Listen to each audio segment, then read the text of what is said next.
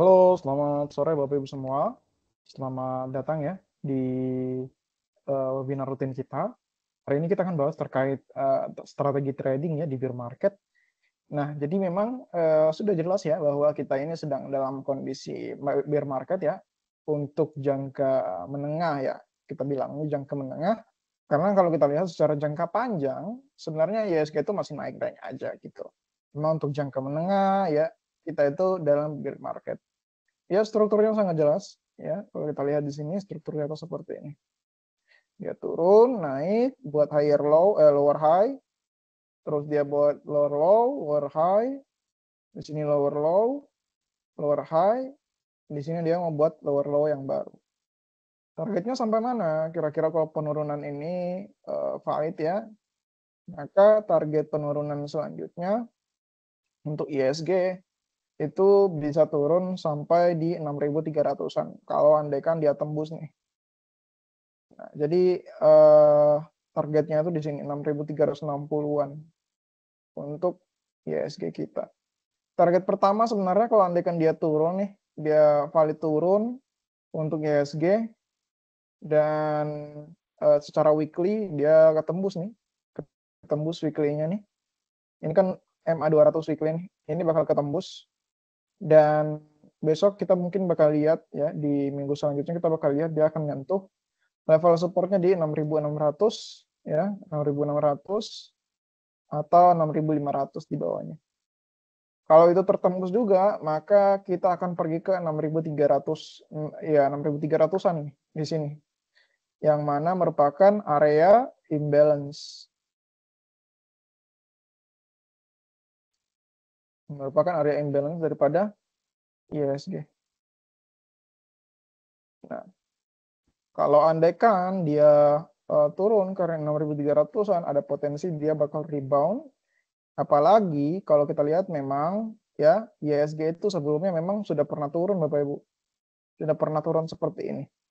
Di mana kita tuh turun 20% ya, 25% daripada titik tertinggi. Contohnya di tahun berapa kita tembus daripada EMA 200? Contohnya seperti ini nih, di tahun 2018. Ini penurunan paling dalam itu sampai 16%-an. Terus ada di sini nih, ini 2015. Nah, ini nih kalau kita lihat di weekly itu tuh dia turun di bawah EMA 200 nih sama. Kita kecualikan COVID ya. Kita kecualikan COVID. Nah, kalau andaikan ternyata dia tertembus di bawah EMA 200, maka penurunan di 2015 itu 25%-an. Jadi kita mengharapkan bahwa kemungkinan ya ini bisa lebih kecil nih penurunannya untuk IHSG di penurunan kali ini. Kalau kita tarik, saat ini IHSG itu sudah turun dari titik tertingginya. Kalau level sekarang itu 15%. Nah, saya mengasumsikan bahwa kita kemungkinan akan dapat mungkin di 20% ya. Ya, ada margin of error mungkin 21 atau 22%. Tapi ya harapannya adalah dia tidak turun sejauh 25% seperti di penurunan-penurunan 2015 gitu. Tidak. Soalnya alasannya kita itu sama gitu. Untuk alasannya itu sama, kurang lebih sama ya. Ada alasan domestik, ada alasan apa namanya internasional. Kurang lebih sama alasannya. Dulu 2015 kita tuh mengalami penurunan karena ekspektasi pelaku pasar itu dipatahkan bahwa ekonomi kita akan tumbuh. Ternyata tidak sesuai harapan pertumbuhannya dan itu langsung direspon buruk oleh pasar. Dan dari sisi internasional saat itu tahun 2015, kalau kita ingat ya, atau baca-baca, Bapak Ibu baca-baca, di tahun itu juga pasar itu sangat-sangat was-was nih dengan The Fed yang akan menaikkan suku bunganya waktu itu gitu, dan ternyata memang dia naikkan. Tapi sebelum itu pasar itu udah price in terlebih dahulu gitu, para pelaku asing itu udah price in terlebih dahulu.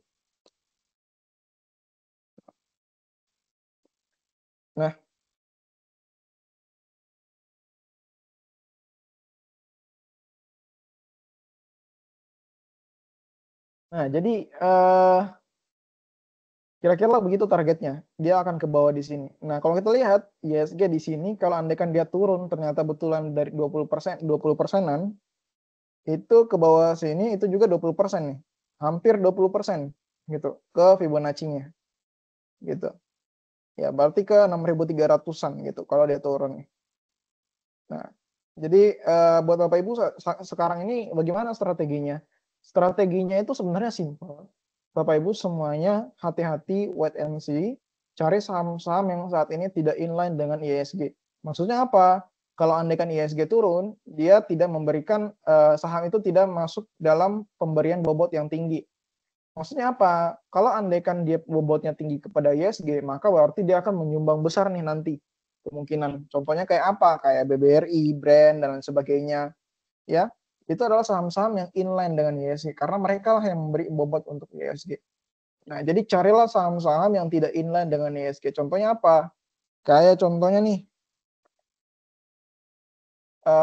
ini Raja kemarin ini itu dia udah breakdown sih ini kalau untuk Raja. Tapi sebelum-sebelumnya dia ini tidak inline dengan IISG. Gitu. Jadi saham-saham seperti Raja ini bisa dijadikan bahan tradingan, ya. Tapi ini dia breakdown, jadi sudah hati-hati, harus hati-hati. Tapi bisa jadi di sini ada rebound sih. Kalau Bapak Ibu lihat area demand naik nih. Area demand-nya itu sebenarnya di sini nih. Ya, makanya dia turun gap di bawah, habis itu langsung ada penarikan ke atas naiknya.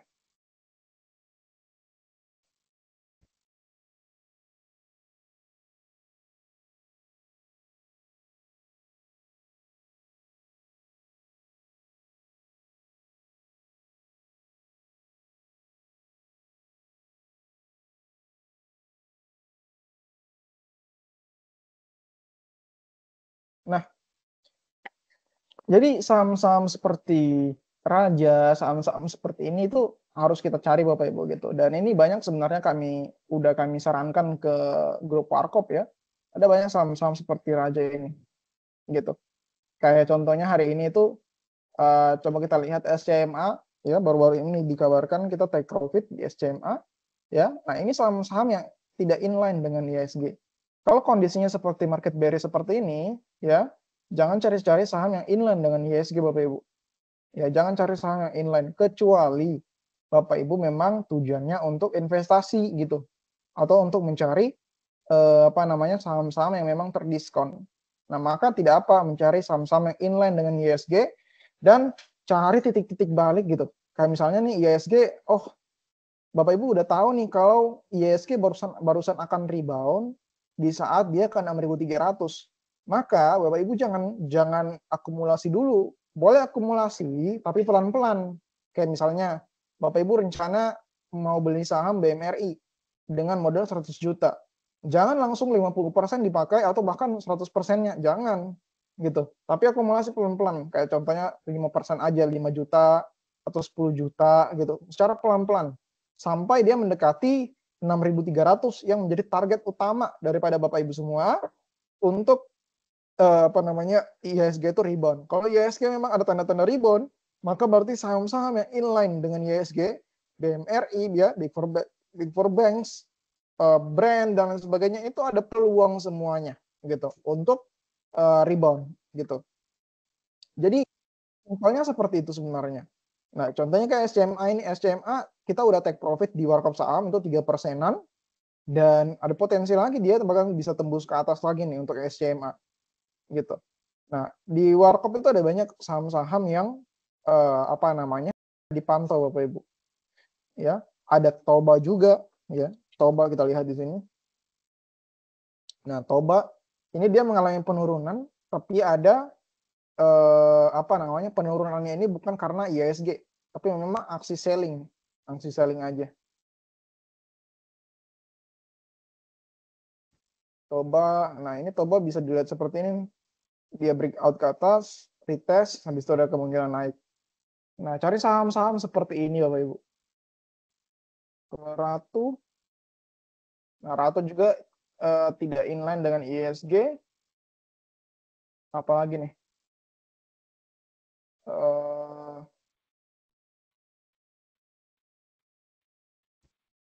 Jangan cari saham-saham yang terlalu inline dengan IHSG Bapak Ibu. Maksudnya inline itu sejalan ya. Kalau dia terlalu sejalan dengan IHSG, maka Bapak Ibu akan terseret daripada penurunan IHSG gitu. Maka jangan sampai mencari saham-saham yang inline dengan IHSG terlebih dahulu di tengah penurunan IHSG yang cukup dalam ini. Coba kita lihat PSAB. Nah, PSAB di sini ada imbalance.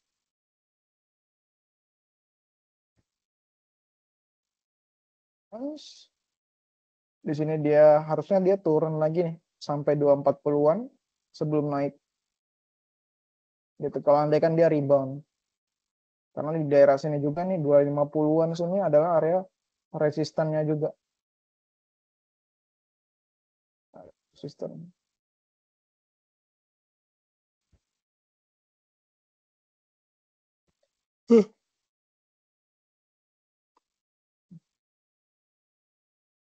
Nah, kurang lebih seperti itu Bapak Ibu semua.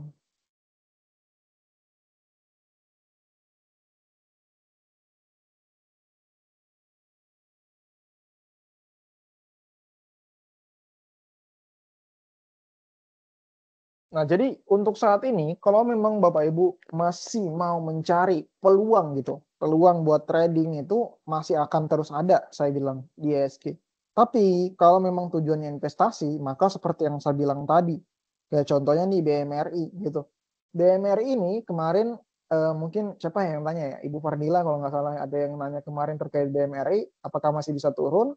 Saya bilang BMRI ini setelah penurunan seperti ini akan ada rebound biasanya, dan ternyata memang hari ini ada rebound.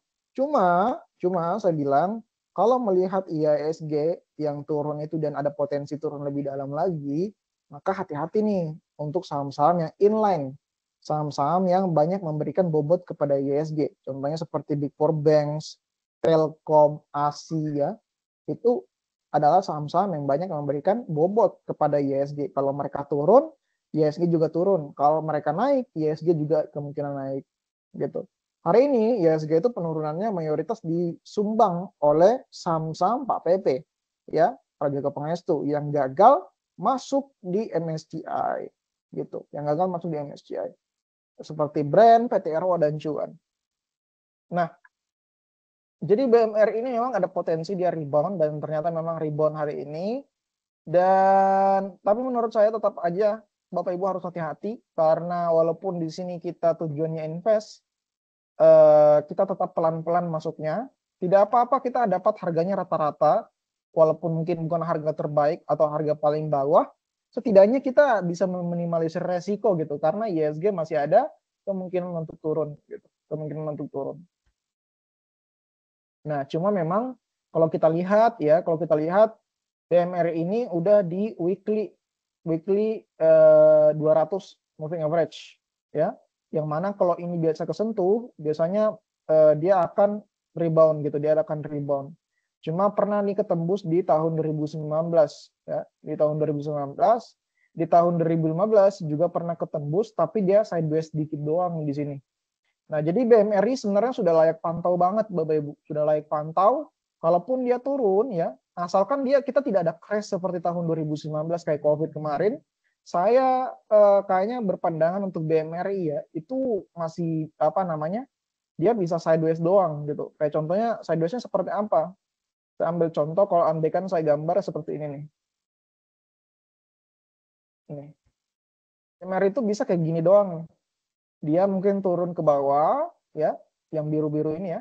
Dia mungkin turun ke bawah, jangan deh jelek ini. Mana ya yang bayangan itu ya? Oh ini kayaknya forecast. Oh bukan.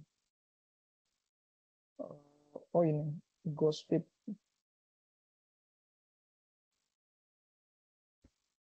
Oh bukan.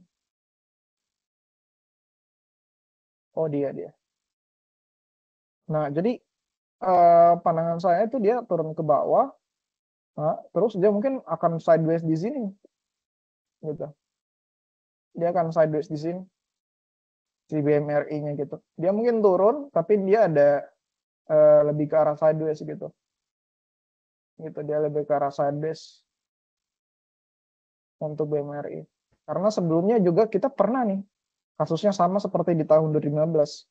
di tahun 2015 itu tuh karena alasan domestik dan alasan suku bunga juga gitu, suku bunga juga quantitative tightening. Hari ini kita turun karena quantitative tightening juga gitu. Cuma bedanya kita itu di 2015 pasar itu ketakutan ya, atau pasar itu sedang waspada, asing itu waspada. Kapan ya quantitative tightening ini dimulai gitu? Kapan ya?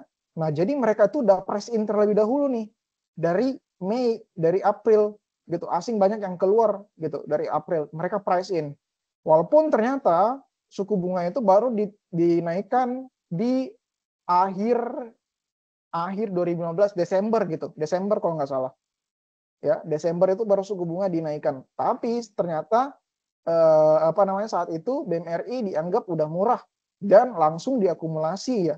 Dan walaupun suku bunga naik, walaupun suku bunga naik ya oleh The Fed, saya lupa naiknya di angka berapa, 2,5% kalau nggak salah dulu. Nah, tapi market telah mengapresiasi daripada BMRI dan dia naik gitu. Nah, saham-saham yang lain juga seperti ini, yang inline dengan IHSG kemungkinan bakal turun lagi, tapi ada beberapa saham yang kemungkinan itu akan sideways aja gitu. Seperti BMRI ini, walaupun dia turun drastis, saya anggap dia kemungkinan bakal sideways gitu, mengikuti polanya di tahun 2015 gitu. Nah, soalnya kejadiannya kita sama kok, kejadiannya sama.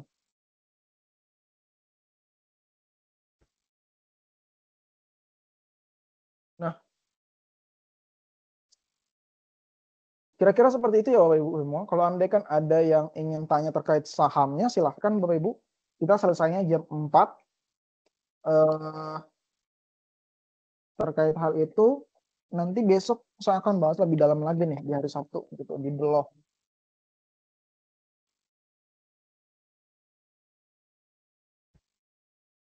Kalau BBRI gimana? BBRI juga dulu tahun 2015 kalau tidak salah turun juga tuh. Nah ini 2015 turun juga, cuma BBRI mantul di weekly EMA 200-nya. Ya. Saat ini kita tuh turun di bawah weekly EMA 200 sama seperti COVID kemarin gitu. Nah, cuma memang kita itu sama seperti COVID kemarin di sini itu karena memang banyak asing yang keluar dari BBRI. Di sini juga asing banyak keluar daripada BBRI. Tapi saat ini udah disupport yang cukup kuat si BBRI. Jadi bisa pantau juga. Tapi ada kemungkinan masih turun karena melihat IHSG yang masih ada potensial penurunan. Bagaimanapun IHSG itu menggambarkan keseluruhan daripada saham, khususnya saham-saham yang inline dengan dirinya gitu, yang memberikan bobot yang gede.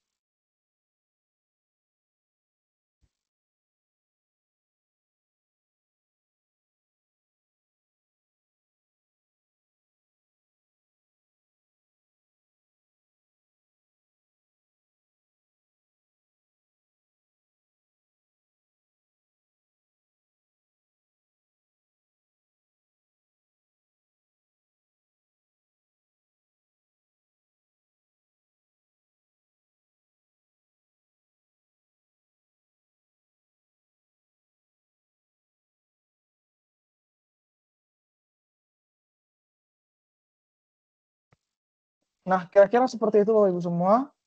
Eh, untuk ISG kita. Jadi saya harap Bapak Ibu semua yang trading di sini itu jangan dulu mendekati saham-saham blue chip ya, kita bilangnya, itu saham-saham yang inline dengan daripada ISG. Nah, tapi carilah saham-saham yang tidak inline dengan ISG. Apa itu? Ada banyak diberikan di warkop saham gitu. Contohnya kayak SCMA yang udah take profit ya. Kalau kita lihat di sini, SCMA itu ada yang sudah take profit 3%-an gitu. Nah, karena sudah mendekati level resisten. Karena SCMA pergerakannya ya. Nah,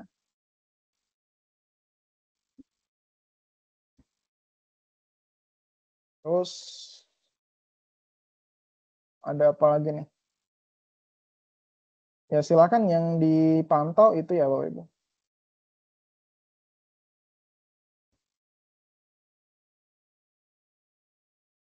Chatnya. PTRO hampir ARB lagi. PTRO ya.